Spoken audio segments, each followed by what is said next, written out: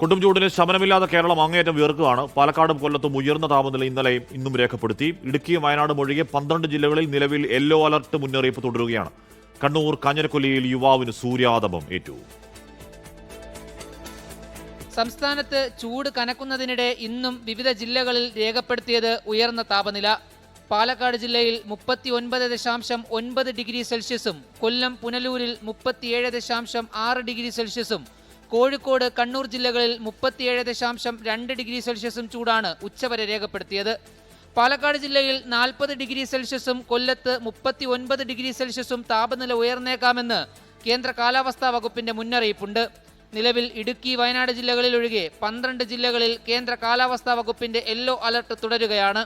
ചൂട് തുടരുന്നതിനിടെ കണ്ണൂർ കാഞ്ഞിരക്കൊല്ലിയിൽ യുവാവിന് സൂര്യതപമേറ്റു. കുടിവെള്ള പൈപ്പ് ലൈൻ നന്നാക്കുന്നതിനിടെ അബിൻ ജോസിനാണ് പൊള്ളലേറ്റത്.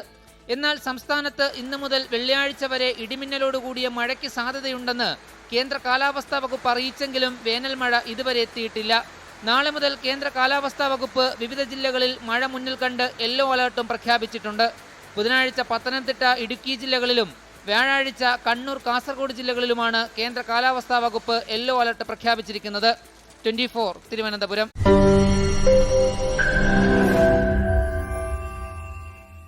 ലോകത്തെവിടെയായാലും ഏത് സമയത്തും 24 വാർത്തകളും ഓഗ്മെന്റഡ് റിയാലിറ്റി പാക്കേജുകളും എക്സ്പ്ലെയിനറുകളും വിശദമായി കാണാൻ ഞങ്ങളുടെ യൂട്യൂബ് ചാനൽ നിങ്ങൾക്ക് സബ്സ്ക്രൈബ് ചെയ്യാം.